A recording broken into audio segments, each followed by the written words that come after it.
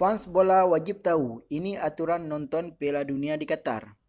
Lebih dari 1 juta penggemar bola mulai bersiap terbang ke Qatar untuk Piala Dunia yang digelar mulai November hingga Desember mendatang. Ini merupakan Piala Dunia pertama yang digelar di negara Timur Tengah dan diklaim sebagai Piala Dunia yang paling mahal sepanjang sejarah. Kendati demikian, Piala Dunia 2022 ini akan terasa berbeda. Penyebabnya karena Qatar sebagai negara muslim memiliki budaya yang sangat berbeda dari negara-negara peserta turnamen. Ada sejumlah peraturan yang wajib diperhatikan dan dilaksanakan saat berada di Qatar. Negara itu mengatakan akan melonggarkan arus masuk wisatawan yang belum pernah terjadi sebelumnya. Tetapi penggemar yang menghadiri Piala Dunia harus memperhatikan hukum dan kebiasaan budaya Qatar. Lantas, apa sajakah itu? Berikut paparannya dikutip dari EP News.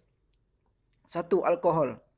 Alkohol di Qatar hanya boleh disajikan di restoran dan bar hotel yang memiliki lisensi. Di Qatar, alkohol ilegal untuk dikonsumsi di tempat lain. Penduduk non-muslim Doha yang memiliki lisensi minuman keras hanya dapat minum alkohol di rumah. Membawa alkohol ke negara itu juga dilarang keras dan bisa dikenai hukuman. Selama Piala Dunia, turis akan diizinkan untuk membeli alkohol dalam kompleks stadion 3 jam sebelum pertandingan hingga 1 jam setelahnya. Kemudian di dalam stadion, bir non-alkohol akan dijual. Kepala Operasi Keamanan Qatar mengatakan bahawa selama turnamen, polisi tidak akan segan menangkap jika seseorang terlihat dalam perkelahian, dalam keadaan mabuk atau merusak properti publik. Usia legal untuk minum alkohol adalah 21 dan penjaga di bar sering meminta ID foto atau paspor saat masuk. 2. Narkoba. Qatar adalah salah satu negara paling ketat di dunia dalam hal narkoba. Mereka melarang ganja dan bahkan obat-obatan yang dijual bebas seperti narkotika, obat penenang dan amfetamin. Penjualan, perdagangan dan kepemilikan obat-obatan terlarang dapat menyebabkan seseorang dihukum berat, termasuk hukuman penjara, akan jangka panjang diikuti dengan deportasi dan denda berat. Tuduhan penyelundupan narkoba dapat membawa hukuman mati. Penggemar Piala Dunia harus mengetahui undang-undang ini ketika tiba di Bandara Internasional Hamad, di mana pihak berwenang akan memindai tas dan penumpang dengan teknologi keamanan baru dan telah menangkap mereka yang membawa narkoba dalam jumlah terkecil. 3. Seks. Qatar menganggap tinggal bersama antara wanita dan pria yang belum menikah sebagai sebuah kejahatan. Negara ini bahkan memiliki undang-undang ketidaksenonohan untuk menghukum pelaku seks di luar nikah. Namun, pihak berwenang mengatakan pasangan yang belum menikah dapat berbagi kamar hotel selama Piala Dunia tanpa masalah. Berpegangan tangan tidak akan membuat anda dipenjara, tetapi pengunjung harus menghindari menunjukkan keintiman di depan umum.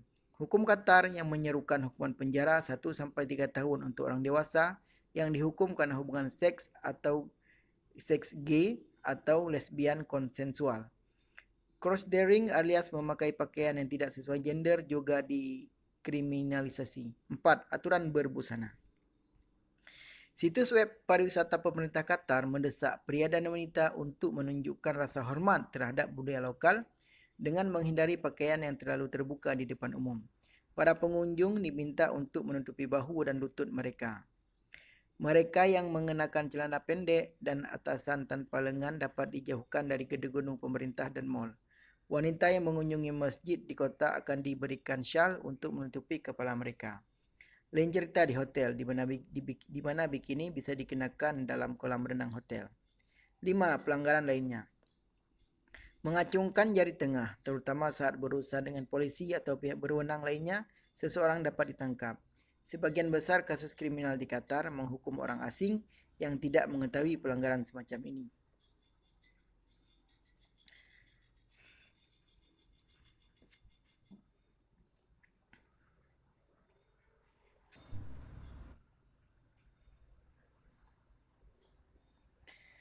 Banyak wanita dan pria Qatar tidak akan berjabat tangan dengan lawan jenis, memfilmkan dan memotret orang tanpa persetujuan mereka, serta mengambil gambar situs militer atau keagamaan yang sensitif dapat mengakibatkan tuntutan hukum. Penting juga untuk berhati-hati saat mendiskusikan agama dan politik dengan penduduk setempat.